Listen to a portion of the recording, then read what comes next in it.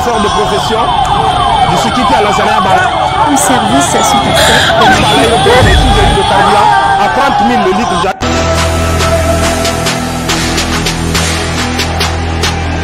Mimi yaltino gila 6h ka men kono mi ari ka T7 da min rangi ɗon ha tawi o teɓal quoi woɓɓe no yeyra ɗon ka T7 ɗon wano 25 000 woɓɓe no yeyra toon 20 000 mi ari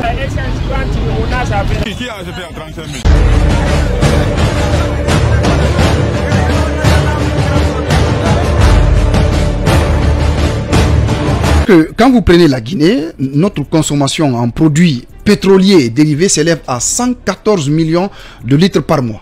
Je dis bien par mois. 114 millions de litres par mois. C'est ce que les Guinéens consomment tout. D'accord? Pour quelle capacité?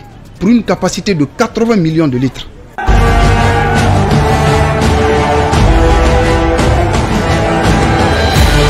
Hier, j'étais là. Je veux essence. Je n'ai pas gagné l'essence. Il y a les combats entre nous ici. J'ai un décès, j'ai perdu ma tante, mais je ne peux pas me rendre parce que je n'ai pas de carburant. J'ai cherché le carburant pour mon véhicule depuis avant-hier. Donc j'ai stationné toutes les stations de Conakry, il n'y a pas de carburant. Moi je suis étonné, je ne sais plus maintenant quoi faire. Si je ne comprends pas, moi je vais prendre tous mes bagages et puis je voyage. Parce que quand je voyage là, ils ne vont plus me voir en Guinée ici. Moi je dis, ils ne vont plus me voir en Guinée. Si le président ne diminue pas à faire d'essence là, moi je vais quitter. J'ai dit tout, hein.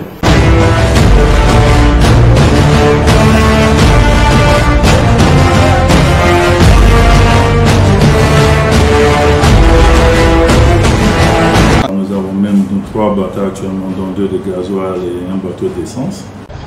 Chauffeur de profession, je suis quitté à la Zanaya barrage. Jusqu'à l'aéroport, c'est ici j'ai eu le carburant à 30 000 le litre.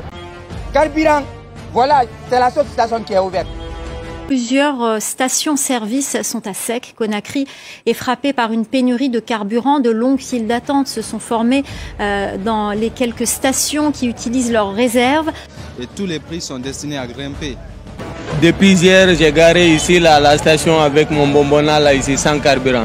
Mais est-ce que ça ne met pas à nu l'incapacité des autorités actuelles de pouvoir gérer une crise dans ce pays? Parce que ça a tout l'air, hein. Vous savez, lorsque vous parlez du monopole de l'État, premièrement, c'est quelque chose dont nous avons hérité parce que la loi assurant le monopole du pétrole à l'État guinéen a été votée le 26 juin 2021. Ok. Et à travers cela, même une structure a été créée qui était la SONIP à l'époque. Et après, c'est la SONIP et le NAP qui ont été mises en chambre pour faire la SONAP. Ouais. Nous avons même 3 bateaux actuellement, dont 2 de gasoil et un bateau d'essence. Par gérer la chose, c'est mon point de vue. La swap médiatique qui interpelle tous les Guinéens, comprennent notre mal en patience, ou le sait. Les stations seront servies demain ou plus tard à 18h aujourd'hui. Donc qu'on se calme, ce n'est pas une situation qui est révoltante. J'ai fait un constat ce matin qui était pire qu'hier. C'est que le désert est entier ce matin dans la circulation. En tout cas jusqu'à ce que j'arrivais ici, de chez moi jusqu'ici. Tout est fluide. Je ne voyais pas plus de 10 véhicules se suivre comme d'habitude.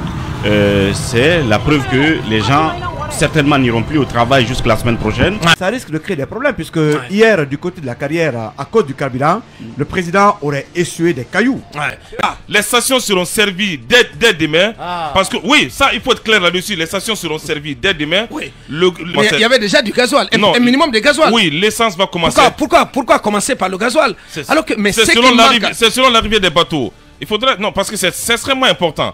Comme dans plusieurs autres stations de service que nous avons sillonnées ce matin, de longues files de camions, minibus. En vendant l'essence aussi, ils vendent le plus souvent l'essence, par exemple, à les gens de Marché Noir. Et Marché Noir, quand ceci aussi prend l'essence, il l'envoie dans des quartiers, dans des différents quartiers. Ceci aussi vend l'essence à un prix vraiment très colossal. Les bateaux sont là, ça fait presque une dizaine de jours. Maintenant, qu'est-ce qui se passe? Vous savez, les institutions financières, lorsqu'ils prennent un gros client, vous le savez tous, lorsque vous partez dans les premières fois pour le financement, ils demandent beaucoup de choses et la façon et la façon d'approbation, ça prend du temps. Nous avons principalement que 3 banques qui peuvent supporter ce genre de coûts.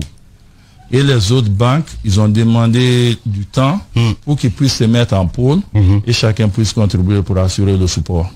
Ce sont 3 banques dans le pays qui peuvent supporter 150 millions de dollars et qui retraitent en rotation.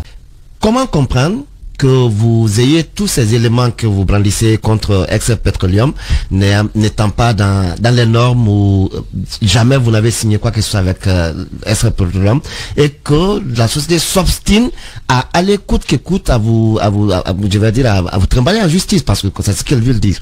Mais non, le faire, vous savez, le problème avec les trouillants, ils pensent qu'ils sont les plus intelligents, qui peuvent faire un trafic d'influence. Ouais. Moi j'ai ma hiérarchie derrière moi. Ma hiérarchie connaît le dossier.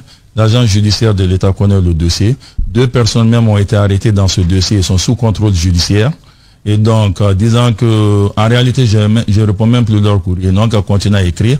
Ils écrivent presque tous les jours et je les mets dans les tiroirs. Lorsque j'ai reçu cette lettre adressée au directeur de XF Petroleum, il y a une chose qui m'a interpellé, c'est le cachet par rapport à la réception de la lettre. Le cachet, c'est l'ambassade du Ghana à Conakry. C'est l'ambassade du Ghana. Est-ce que cela signifie que c'est l'ambassade ou c'est le Ghana qui est derrière XF Petroleum? Comment comprendre qu'une entreprise n'ait pas de siège précis et que ce soit le cachet de l'ambassade qu'on mette sur un courrier pour accuser réception? Bon, je pense que cette question, vous allez adresser ça au ministère des Affaires étrangères. Non, mais ça vous interpelle. Les grandes gueules. La seule chose que nous savions. La question, c'est quoi? On adresse un courrier à Adafo Media, qui est une entreprise privée, et c'est l'ambassade de Guinée, ou encore c'est le ministre des Affaires étrangères de Guinée, qui met son cachet sur le courrier. Pour dire qu'on a reçu. Non, c'est un exemple que je prends. Vous dites qu'on a reçu votre courrier. Là, c'est l'ambassade du Ghana qui met son cachet sur ce courrier. Ça signifie quoi, monsieur le directeur? L'adresse qui était sur leur lettre, comme leur adresse locale, lorsque nous sommes partis pour déposer la lettre, c'était l'adresse de l'ambassade du Ghana. Bien. Effectivement, ils ont déchargé sur le courrier.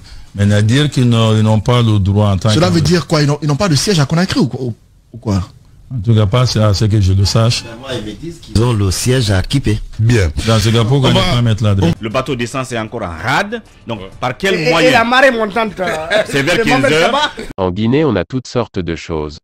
On a une industrie coloniale moribonde qui, comme si le temps s'était arrêté, est championne de l'exportation du brut. Minerais, produits agricoles ou fruits de mer. On a une histoire précoloniale glorieuse.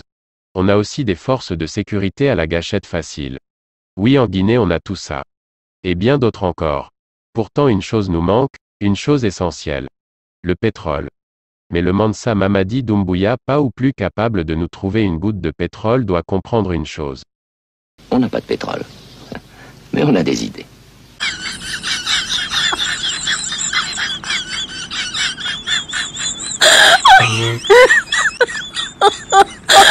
Oh,